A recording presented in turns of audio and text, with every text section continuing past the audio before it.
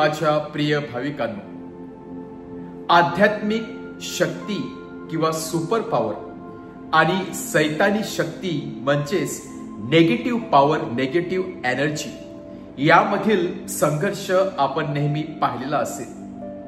आध्यात्मिक पॉवर जितकी जास्त असते तितकीच नेगेटिव्ह पॉवर किंवा सैतानी शक्ती देखील आजूबाजूला असतेच। यामधील टग ऑफ वॉर, यामधील संघर्ष हा सुरुवातीपासूनच चालू आलेला आहे। ज्या व्यक्तीमध्ये आध्यात्मिक पॉवर पूर्णपणे स्ट्रॉंग असते, सामर्थ्यवान असते, ती व्यक्ती त्या नेगेटिव्ह एनर्जी पासून सुरक्षित राहू शकते। ती व्यक्ती सैतानी शक्तीला तोंड देऊ शकते।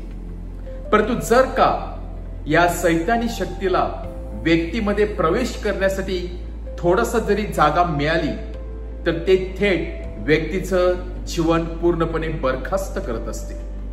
आणि म्हणूनच व्यक्तीच्या आजूबाजूला नेगेटिव्ह एनर्जी नेहमी असते, परंतु हे माणसावरती अवलंबून असते की त्या नेगेटिव्ह एनर्जीला आपण प्रवेश आतमध्ये द्यायचा किंवा नाही।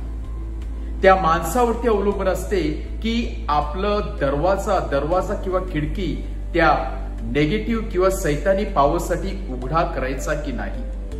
आणि जेव्हा आपण थोडीशी स्पेस किंवा जागा त्या सैतानी शक्तीसाठी देत असतो, तेव्हा सैतानी शक्ती एका पाण्याच्या थेंबाप्रमाणे आपल्या आतमध्ये शिरून पूर्णपणे ते जीवन नष्ट करत असते।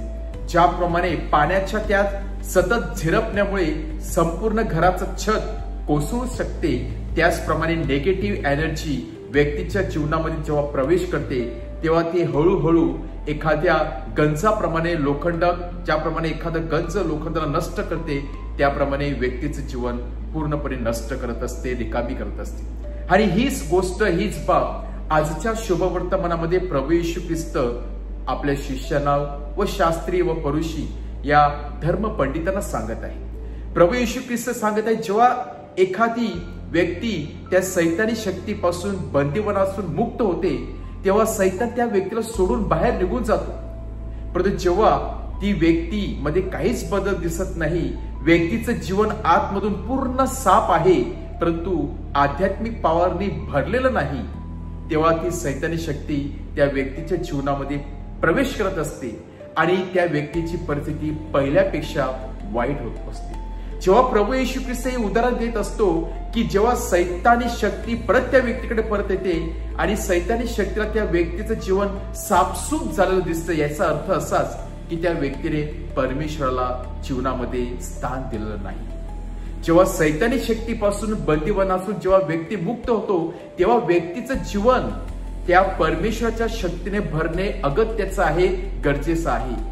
जर मी माझं जीवन परमेश्वराच्या ऊर्जेने, सामर्थ्याने भरलं नाही तर सैतान परत एकदा तिथे कब्जा करत असतो, काबीज करत असतो आणि आपली परिस्थिती पहिल्यापेक्षा वाईट होत असते। सांगायचं तात्पर्य तेवढंच की जेव्हा जेव्हा परमेश्वर आपल्या पापांची क्षमा करत असतो, जेव्हा परमेश्वर आपल्याला नवीन संधी देत असतो, जेव्हा परमेश्वर आपल्याला नवीन जीवनाची देणगी देत असतो, तेव्हा आपण त्याचा फायदा करतो की नाही, की आपण त्याच्याकडे दुर्लक्ष करत असतो किंवा आपण त्याच्याकडे कानाडोळा करत असतो।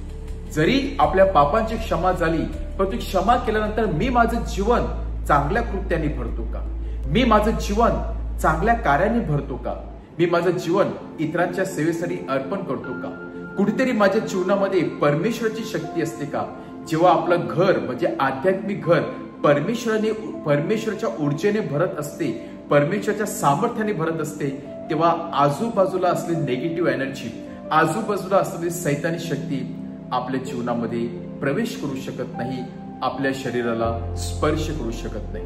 आणि म्हणून जीवनामध्ये परमेश्वराला अग्रस्थान देणे फार गरजेचं आहे।